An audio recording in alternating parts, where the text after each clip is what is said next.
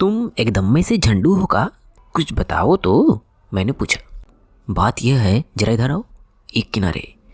उन्होंने मेरी आंखों में देखा, लेकिन सच्ची बोलना, हाँ मेरे मन में एक डाउट है। देखो झूठ मत बोलना।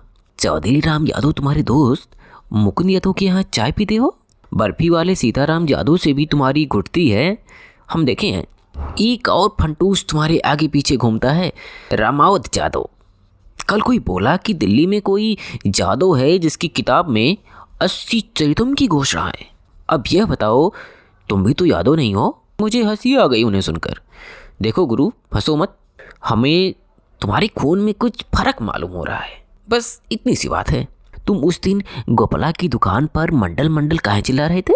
तुम्हें याद है ना, जब वह बिपिया भोसड़ी की हर जगह से दुदुराया और लतियाया जा रहा था, तो यही 80 भदौनी है जिसने उसका तिलक किया और कहा राजर्षि राजा नहीं फकीर है, देश का तकदीर है। और ससुरा दिल्ली गया तो हमारे ही उसमें डंडा कर दिया। और अब तुम भी पगलाए भय हो का? चलो पान खिलाकर प्रायश्चित करो। ए देवराज, 2 ठो पान लगा दो। मित्रों, तन्नी गुरु उधर गए तो मेरा ध्यान बच्चन की दुकान के आगे पड़ी बेंच पर गया, जिसके आसपास सड़क का इलाका संसद के नाम से कुख्यात है। और आपसे यह भी बता दें कि जिसने 1990 के अक्टूबर नवंबर महीने में 80 नहीं देखा, उसने दुनिया भी नहीं देखी। तो क्या देखी? देश चल रहा था उसके पहले से उत्तर से दक्षिण और पूरब से पश्चिम तक सिर्फ दिल बचा था। दिल माने उत्तर प्रदेश। मंडल कमंडल के झगड़े ने इसे भी लपेट लिया। दिल्ली की सरकार अब गई कि तब गई, यही लगा हुआ था। पप्पू की दुकान के सामने कहना वीरेंद्र श्रीवास्तव का पीएम मंडल आयोग में फंस गया, सीएम बाबरी मस्जिद में और डीएम दोनों की व्यवस्था में। देश भोसड़ी के जहाँ का तहाँ है, लेकिन देश जहाँ का तहाँ नहीं था। मोहल्ले वाले को दाल खाए 2 महीने हो गए थे। गेहूं और कोयला दोनों एक भाव बिक रहे थे, यानी 2.5 रुपये किलो। चाहे कोयला खाइए चाहे गेहूं।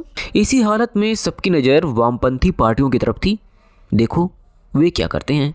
रामवचन पांडे ने घोषणा की कि कम्युनिस्ट पार्टियों और डोम में कोई फर्क नहीं है। जिस तरह डोम घाट पर लकड़ी वगैरह जुटाकर मुर्दे का इंतजार करता है, उसी तरह पार्टियां भी टकटकी लगाए बैठी रहती हैं कि सरकार कब गिरे। वीरेंद्र श्रीवास्तव और रामवचन पांडे 80 के बड़े बुजुर्ग नेता हैं। बड़े बुजुर्ग का मतलब घर का ऐसा सदस्य जिसकी सलाह या आदेश को बकवास समझा जाए, जिस पर ध्यान देने की जरूरत न समझी जाए। जैसे अगर वह चिल्लाएं कि अरे देखो बैला खूंटा तुड़ा के भागा जा रहा है, पकड़ो उसे, या गैया को नाद से हटाकर नीम की छांव में बांध दो, तो लड़के बच्चे ताश खेल रहे होते हैं। यानी वह जो अपने जीते जी फालतू हो जाए। ये दोनों पिछले 25-30 सालों से समाजवादी हैं। इनकी परवरिश छात्र संघों में हुई। इन्होंने लड़ाइयाँ लड़ी, जेल गए, धरने दिए, अनशन किए, लाठियाँ खाई, सब किया। और आज तक समाजवाद से टस से मस नहीं हुए। लेकिन इन्होंने समाजवाद की धरती पे जब खूंटा गाड़कर अपना ढाबा खड़ा करना चाहा, धकिया दिए गए। वीरेंद्र की सारी जवानी गदवालिया पर दी रेस्तरां के नीचे सोकर रात काटने में चली गई, और पंडित जी की गांव में। और गांव में पंडित जी की हैसियत क्या है, उन्हीं से सुनिए। इस देश में बुद्धिजीवी से बेकार कुछ नहीं है। अब यही देखिए, मैं MSc हूँ, PhD हूँ, नेता हूँ, बुद्धिजीवी हूँ, लेकिन गांव जाता हूँ तो कोई मुझ पर विश्वास नहीं करता। जहाँ गांव घर की किसी गंभीर समस्या पर बात होती है, लोग सीधे सीधे कह देते हैं, अरे इनसे क्या पूछ रहे हो, ये तो नेता हैं। यही नहीं, जब हमारे दरवाजे का बनिहार हमारे ही काम में घंटे भर के लिए बाहर जाने लगता है, चाहे वह खलिहान का काम हो चाहे कोई और, संदेह से मेरी ओर देखता है और पूछता है, नेताजी अभी तो यहाँ बैठे रहिएगा ना, जरा नज़र रखिए, आ रहे हैं। वह चला तो जाता है, लेकिन उसके भीतर बराबर डर रहता है कि कहीं मैं उठकर चला न जाऊं। एक और समाजवादी नेता है, देवव्रत मजूमदार, पूर्वांचल के नौजवान समाजवादियों के पुरखा, पांडे जी के गुरु भाई और श्रीवास्तव जी के गुरु। लोहिया, चरण सिंह और बहुगुणा के होते हुए राजीव गांधी तक पहुँचे हैं। वे भी अक्सर 80 आते हैं अपनों के बीच बेगानों की तरह। श्रीवास्तव जी अपने कांग्रेसी गुरु को देखते ही कहते हैं, तेरे हुस्न का हुक्का बुझ गया है, एक हम है कि गुड़गुड़ाए जाते हैं। जैसे मेरे पिताजी जो प्राइमरी में मुद्रिस थे कहा करते थे कि उनके पढ़ाए हुए लड़के आज किस किस ओहदे पर हैं, वैसे ही ये नेता भी कहते हैं, अरे वो लुंगा मंत्री और वो पसनवा और वो मूर्ख मंत्री ललुआ, ए भाई इनको भगाई पहनने का सहूर नहीं था। जब जेहर से छूटा सब तो किराया भाड़ा हम ही दिया, और ये जे गुड़वा देखते हैं ना, दबाने के लिए मारा मारी करता था सब, लेकिन सब लक कहें भाई जी, आज वो सब मंत्री हैं और हम देखिए रहे हैं। बाकी एक बात है, आज भी सब देखता है तो संतरी मंत्री हटाकर बुला लेता है। पिताजी और इनके कहने में फ़र्क इतना ही है कि इनका चेहरा चमक उठता था, उनका बुझ जाता है। उन्हें गर्व होता था, इन्हें तकलीफ होती है। इनके सिवा 80 पर नेताओं की एक दूसरी प्रजाति है जो संपूर्ण क्रांति के जच्चा बच्चा केंद्र से निकली है, जिन्हें देखने से लगता है कि उनकी राजनीतिक पार्टियों ने उन्हें अपनी जायज औलाद मानने से इनकार कर दिया है। हो सकता है इसलिए भी इनकार कर दिया हो कि इनकी तरुणाई में अंगड़ाई और लड़ाई ज़रूरत से ज़्यादा हो रही हो। ये भी चुनाव के बाद विधानसभा और संसद की ओर ऐसी ताकते हैं जैसे वे अंगूर के गुच्छे हों और बेहद खट्टे हों। ऐसे नेताओं में सूबेदार सिंह, हरिद्वार पांडे, अनिल कुमार झुन्ना, अशोक पांडे वगैरह हैं, जिनकी पार्टी दफ्तर बच्चन की दुकान के बेंच में है। ये तेज तर्रार हैं, समझदार हैं, 80 की जनता के गले के हार हैं, मगर बेकार हैं। इनमें से किसी को टिकट क्यों नहीं मिला पांडे जी? मैंने पूछा। राम बच्चन जी बोले, सन 70 के बाद से कुछ लोग हैं जो बराबर सत्ता में हैं। सरकार चाहे जिसकी बने, वे हारे या जीते सत्ता सुख भोग रहे हैं। जैसे मैं एक मंत्री जी को जानता हूँ, बड़ा रुतबा है उनका इन दिनों। उन्होंने अलग अलग काम के लिए लोगों से कुल मिलाकर 1 करोड़ रुपए ले रखे हैं। अब मान लीजिए कल सरकार गिर गई, सरकार में रहकर वे जान चुके हैं कि काम कैसे कराया जाता है। वे मंत्री रहें न रहें, लेकिन आधा करोड़ भी खर्च कर देंगे तो काम हो जाएगा। अगले चुनाव तक तो काम चलता रहा ना। अब दल बदलुओं को छोड़ के बकिया लोगों का हाल है तो गुरुजी सिर्फ चूतिए कैंडर्स हैं जो इस या उस पार्टी में हैं और उम्मीदवार हैं। पांडे से थोड़ी दूर पर खड़े थे हरिद्वार पांडे, भाषण कला के बैजू बावरा। मंच पर खड़े हो जाएं तो जो चाहे कर दें, पानी बरसा दे, बिजली गिरा दे, दिया जला दें, पत्थर पिघला दें। वे उन दिनों मूल्यों और सिद्धांतों की बात करने वाली पार्टी में थे। मैं जब उनके पास पहुंचा उस समय वे एक दूसरे नेता को डांट रहे थे। और कोई श्रोता नहीं मिला क्या आपको? मुसीबत है यहाँ, हर आदमी अपने लिए श्रोता ढूंढता रहता है। अब बताइए, ये मुझे पॉलिटिक्स पढ़ाएंगे, जबकि इनके जैसे सैकड़ों लौंडों को मैंने नेता बनाकर छोड़ दिया। देखना चाहो तो जाकर देख लो। वे आज भी पटना और लखनऊ की विधानसभाओं में झाड़ा फिर रहे हैं, जहां हफ्ते भर के भीतर सारा समीकरण बदल जाता है और सिद्धांत धरा रह जाता है। क्यों नहीं देखते लोग कि 3 अगस्त 1990 को देवीलाल के निकाले जाने पर जो लोग बीपी सिंह जिंदाबाद और देवीलाल मुर्दाबाद बोल रहे थे, वही लोग 15 अगस्त 1990 को मंडल आयोग की घोषणा के बाद वीपी सिंह मुर्दाबाद बोलने लगे। जिस देश में मुर्दा फूकने के लिए घुस देना पड़ता हो, उसमें सिद्धांत। हरिद्वार कह ही रहे थे कि इधर उधर के नेता जुटने लगे। कड़कड़ाता कुर्ता पैजामा, लाला किया हुआ खड़ा कालर। बस कीजिए पांडे जी, अब चला जाए, देर हो रही है। उनमें से किसी ने टोका। मैं समझ गया कि हरिद्वार का रिहर्सल चल रहा था। का गुरु किधर? हरिद्वार के सामने सड़क पर आवाज़ दी। देखो तो, रिक्शे पर सूबेदार सिंह विनम्रता की मूर्ति, उनके दोनों जुड़े हाथ बाएं दाएं आगे पीछे सबको प्रणाम करने में व्यस्त। कहते हैं प्रणाम के मामले में वे जड़ चेतन पशु पक्षी मनुष्य में भेद नहीं करते। गुरु तेराई की पूड़ी खाने जा रहा हूँ। सूबेदार ने सूचना दी। पिछले 3 महीने में बारात कर रहा था और ये 3 महीने तेराई की सीजन है। बाकी के 6 महीने? किसी ने पान की दुकान से पूछा। भाजपा के खिलाफ भाषण करने के, वहीं से कोई बोला। गदौलिया वाले कार्यक्रम का क्या होगा? हरिद्वार ने पूछा। रिक्शा आगे बढ़ाते सूबेदार बोले, आ जाऊंगा, 1.5-2 घंटे से ज़्यादा नहीं लगेगा। मित्रों, बीच में हस्तक्षेप के लिए क्षमा करें। सन 50 के ज़माने से सुनता था कि किसी कॉलेज, संस्था या विश्वविद्यालय को कवि सम्मेलन कराना होता था तो वह इस नगर के एक कवि पंगो से सट्टा करता था और वे 10-15 कवियों को लिए दिए वहाँ पहुँच जाते थे। कवि सम्मेलनों की यह परंपरा आज भी जीवित है। हर कवि के यहाँ जाने, उसे मनाने, निमंत्रण करने की ज़रूरत नहीं। भोजपुरी के महाकवि चंद्रशेखर जी से संपर्क कीजिए, बयाना दीजिए और सभी रसों के कवियों का मजा लीजिए। यही परंपरा 80 के नेता समाज में भी चलती है। नगर में कहीं भी अन्याय हो, अत्याचार हो, जुल्म हो, बेईमानी हो, भ्रष्टाचार हो, चटावन हो, जनेऊ हो, मुंडन हो, आप इनमें से किसी एक को खबर दीजिए, सब हाजिर। आपका काम बस इतना है कि फुटपाथ पर एक माइक रखवा दें और किसी खंबे में लाउड स्पीकर बांध दें। जब कई दिन बीत जाते हैं और कहीं से किसी की मरने की सूचना नहीं मिलती तो मुहपातर पसेरी लुढ़काने लगते हैं कि लोग मर क्यों नहीं रहे हैं। ऐसा कहते थे मेरे गांव में। ऐसे ही हमारे ये नेता भी शांति के दिनों में बेचैन उठते थे। भाई ऐसे कैसे चलेगा यह देश। अशांति के ये भयानक दिन थे, लेकिन नेताओं की हालत खस्ता। अपने कहे जाने वाले कई लोग एक एक करके बीपी सिंह का साथ छोड़ रहे थे। 80 पर नेताओं की भीड़ जुटती, लेकिन उदास। सबकी नज़र दिल्ली और अध्यक्ष जी पर। उन्होंने बीपी सिंह को हटाने की मुहिम तेज कर दी थी। मंडल आयोग ने पूर्वांचल के इन नेताओं को तोड़ दिया था। इन्हें देखते ही भाजपाई नारा लगाते, ठाकुर बुद्धि यादव बल, झंडू हो गया जनता दल। इन नेताओं के पास इसका कोई जवाब नहीं था। ये भी झंडू हो गए थे, क्योंकि ये न ठाकुर थे और न यादव।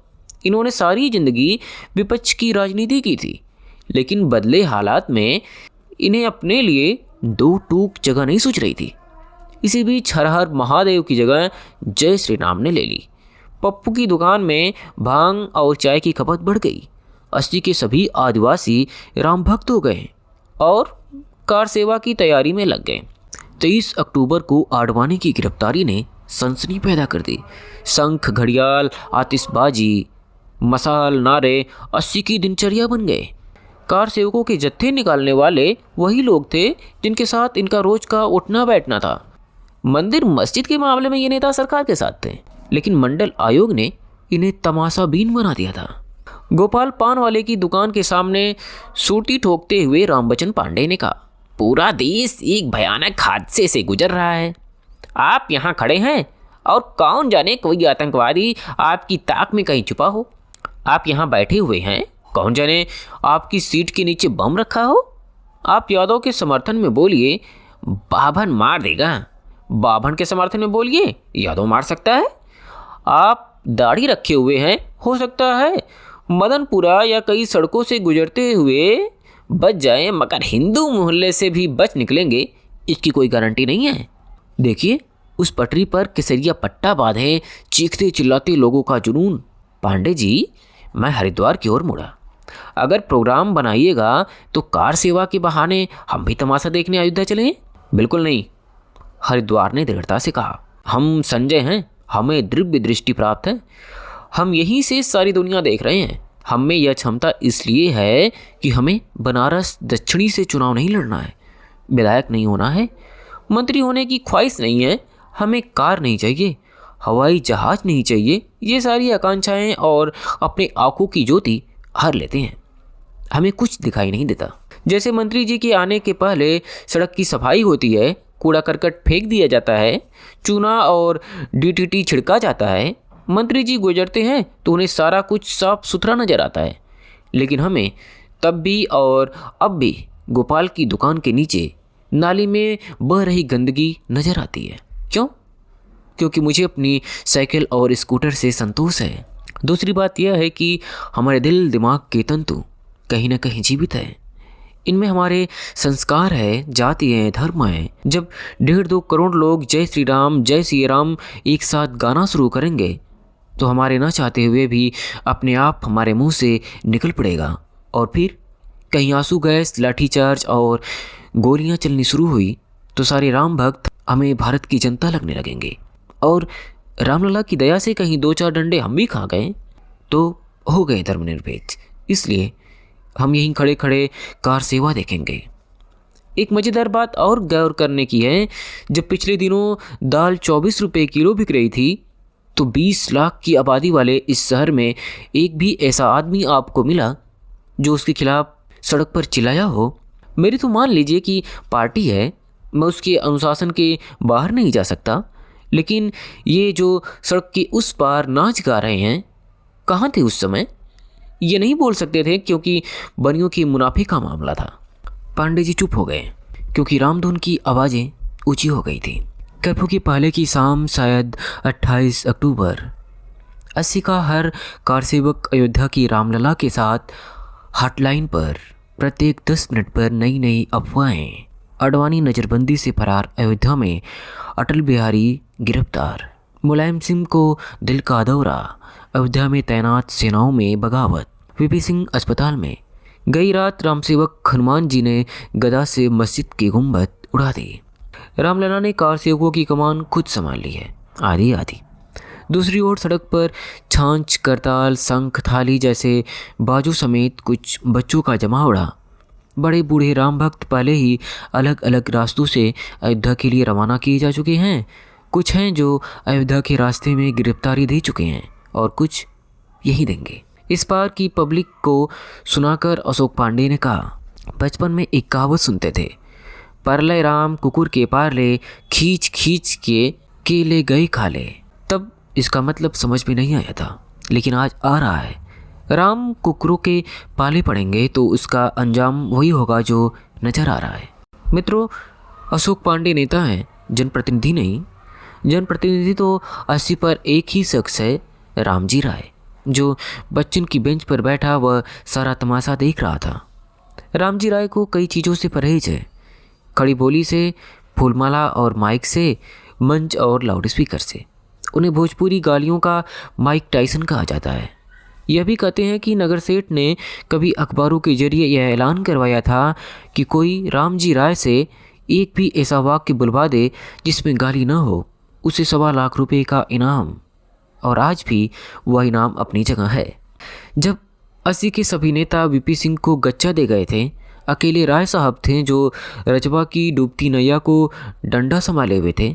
उनका कहना था कि अगर चंद्रशेखर पीएम हुए तो बाटी चोखा राष्ट्रीय भोजन, खो खो राष्ट्रीय खेल, सुरहा ताल राष्ट्रीय कार्यालय और भोसड़ी पीएम ऑफिस होगा। राय साहब का गला लाउड स्पीकर है और लाउड स्पीकर से निकलते रहते हैं ईंट, पत्थर, गोले। बहुतों को उनसे बतियाना अपना मुँह पिटाना लगता है। वे कई दिनों से कार सेवकों को जुटवाने राम भक्त राधेश्याम के पीछे पड़े थे।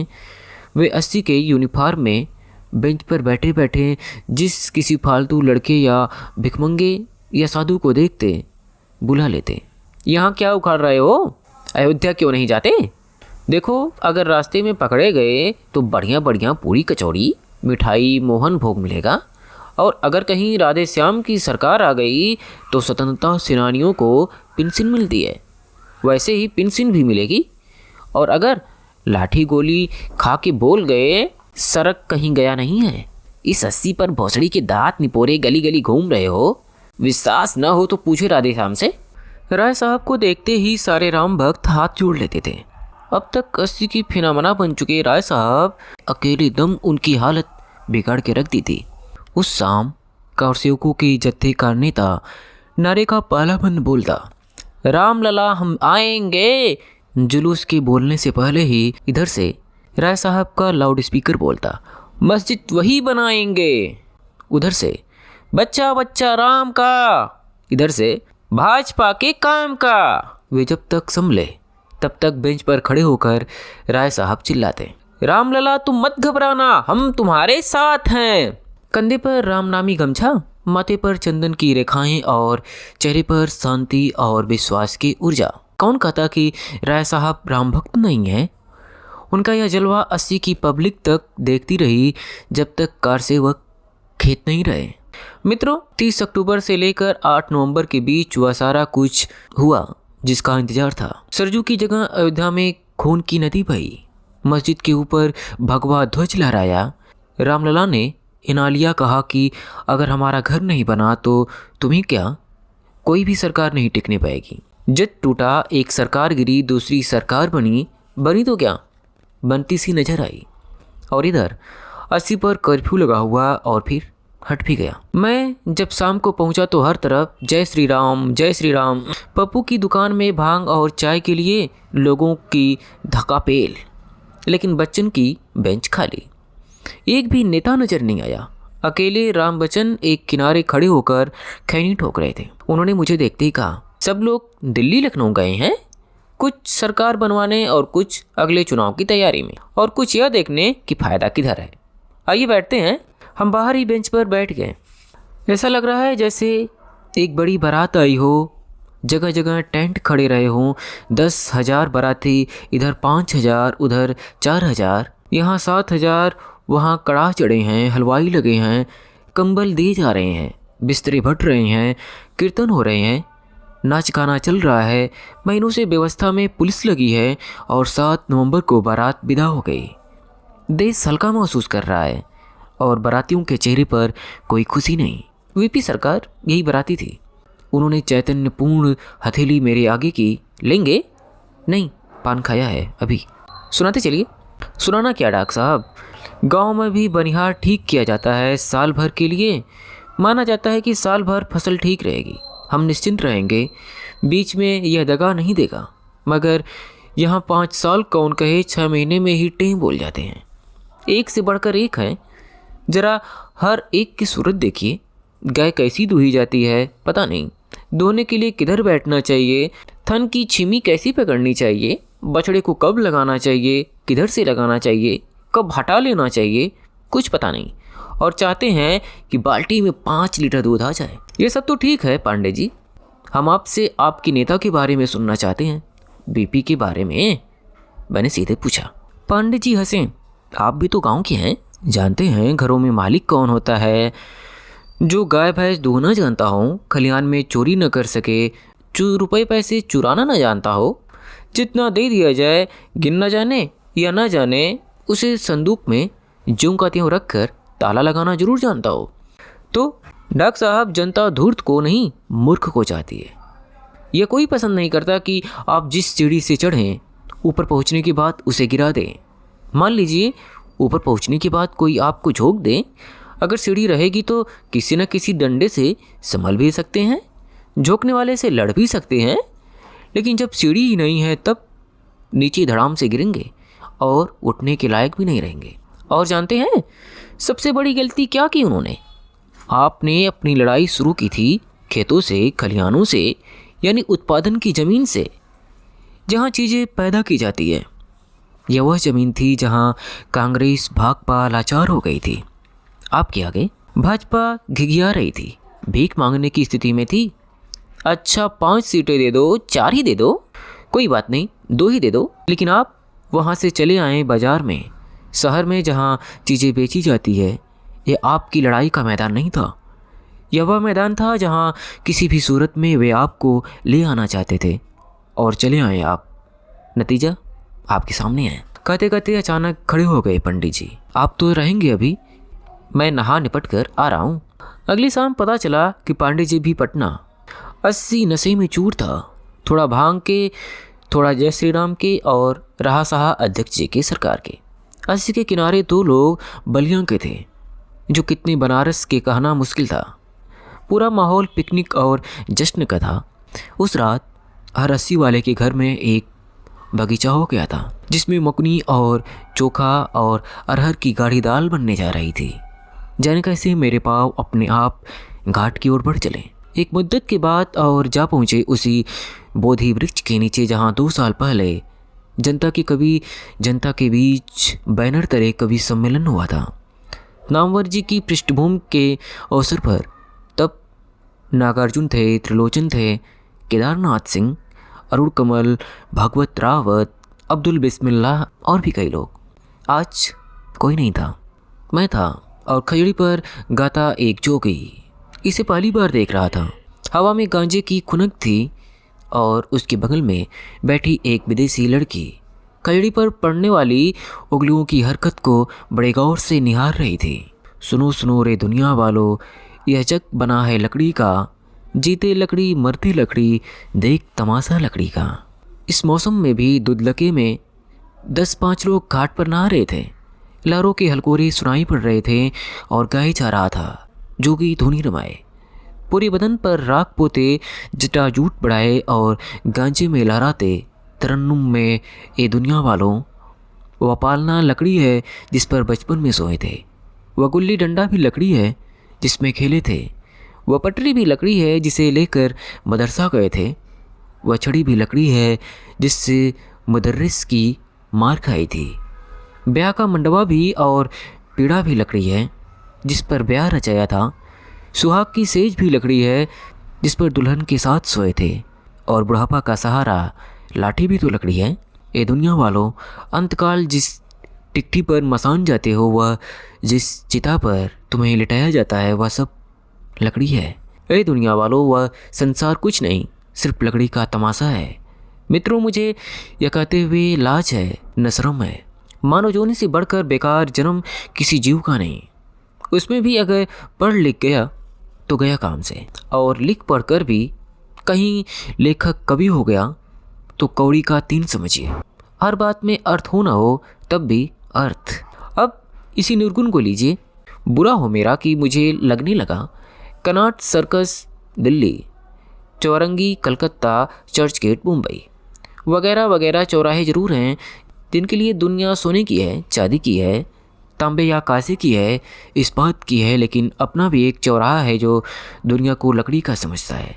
इस पर आने जाने वालों में कुछ हैं जो उसका इस्तेमाल हवन के लिए करते हैं, कुछ डंडा के लिए और कुछ पतवार के लिए, लेकिन जान सब रहे हैं कि दुनिया लकड़ी के सिवा कुछ भी नहीं। जब जब भूकंप आएगा और दुनिया का जैसा हाल है उसमें आते रहेंगे, महल दो महले ढह जाएंगे, लेकिन यह लकड़ी खड़ी रहेगी। अगर खड़ी नहीं तो कम से कम पड़ी जरूर रहेगी। अभी आप सुन रहे थे काशीनाथ सिंह की रचना काशी का 80 का भाग 1।